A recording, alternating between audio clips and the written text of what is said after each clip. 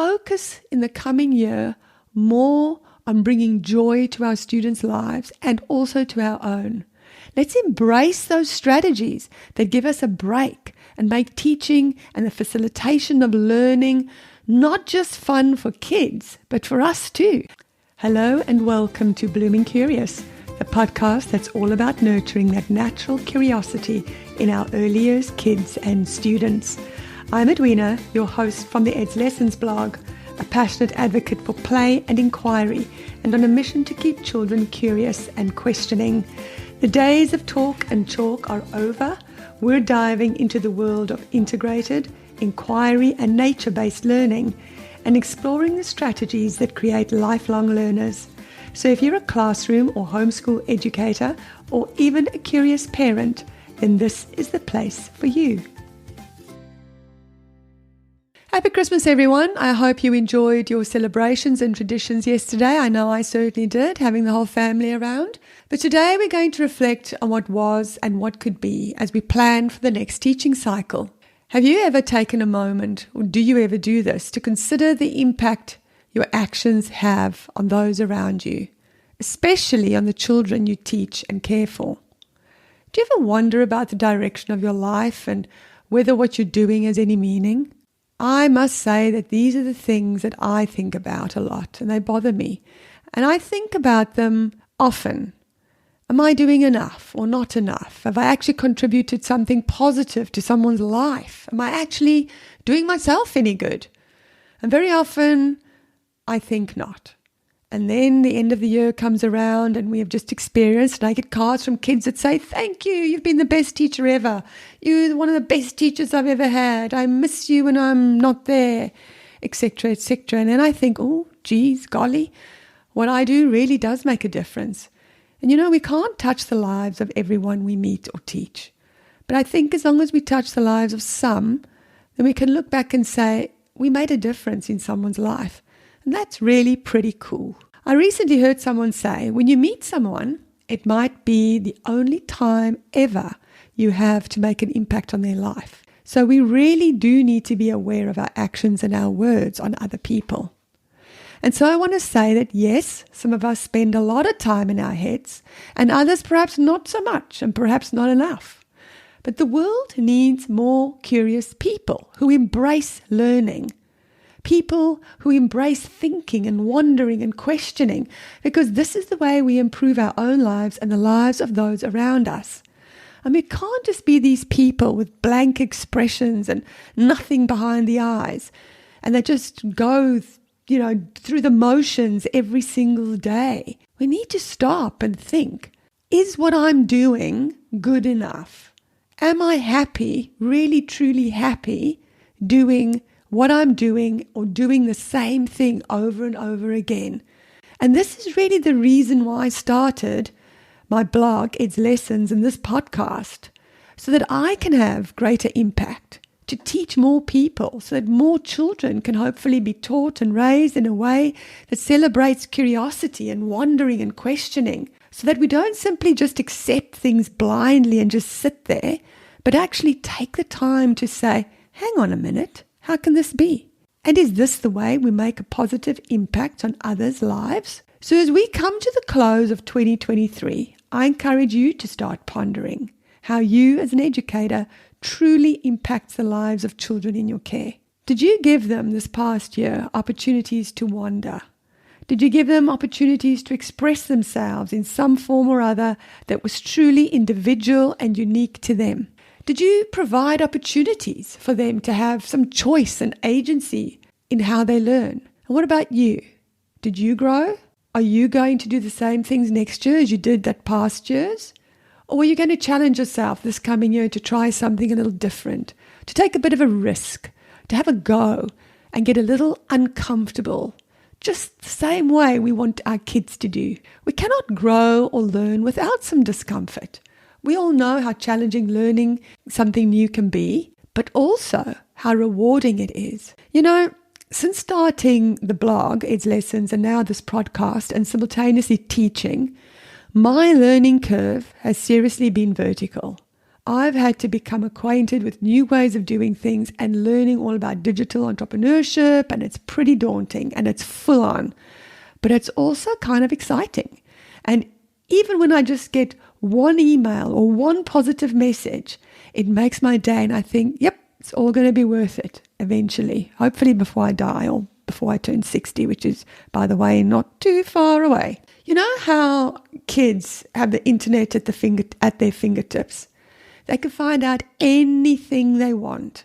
They really don't need us to give them information anymore, but they do need us to teach them how to sift through the information and how to ask good questions and how to find the answers to those questions and how to present their knowledge in ways that show their own growth and understanding, and of course, how to apply what they learn to new learning. So I want to tell you a story about one of my students. Let's call him G. Now, G really struggled and still does to some extent with expressive language and reading and writing. G really found school difficult, and of course, school is not a fun place. Actually, learning is not fun. When you see other kids around you reading and you're still struggling identifying and reading single words. And I remember the first few weeks in year 2, G was not a happy chappy. He stood at the door each morning clinging to his mum, tears running down his cheeks. It broke my heart. But by the second or third week, I can't remember now exactly, I told the students that we're going to be spending 2 days every week doing investigation. It's going to be every Thursday and Friday. And I explained the process, and I put up all my learning intentions on the board, and I told them they could learn about anything they wanted and present it and in any way they liked, as long as it met our learning intentions.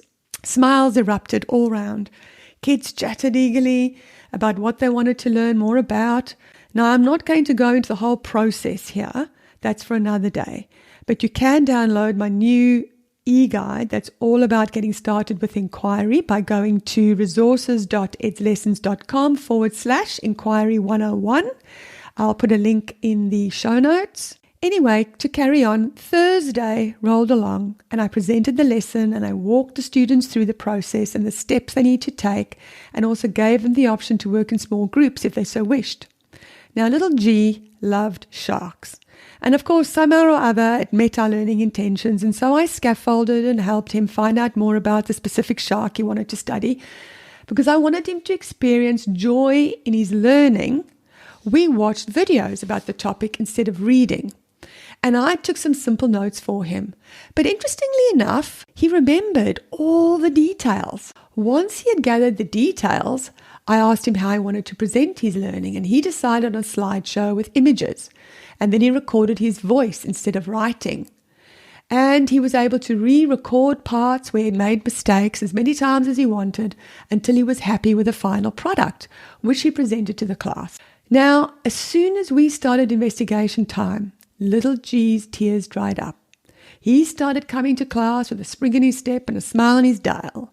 This whole inquiry experience made all the difference to his learning and his attitude towards school. Of course, reading and writing was still challenging, but he looked forward to Thursdays and Fridays. And somehow he realized that all the other work that he was doing and the stuff that he was learning was also benefiting his inquiry, the whole process of inquiry. And I have so many stories like this, I can't tell you. And even gifted kids feel such a sense of personal accomplishment because they're working on their own projects. They don't have to wait for the others to catch up. They're working at their own pace or with a friend who's at the same stage as they are. And they really appreciate this experience. And so for next year, I invite you to join me in embracing a brand new challenge.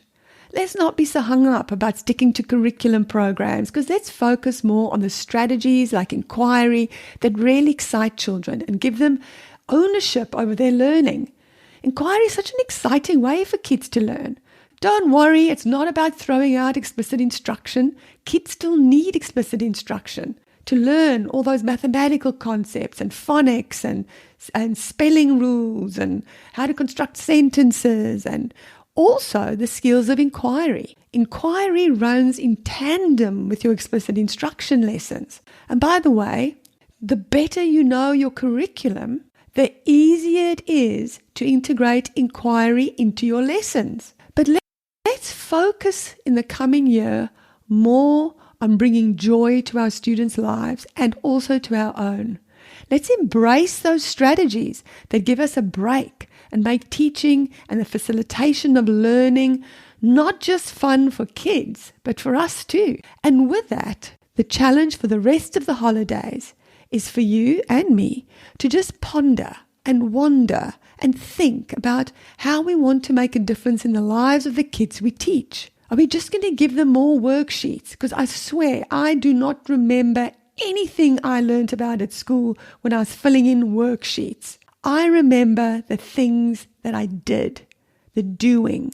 And I'm telling you now, the kids now also remember the things they do. They do not remember a thing about those worksheets that they fill in day after day. So we've got to think about, how do we want to impact their learning, their curiosity?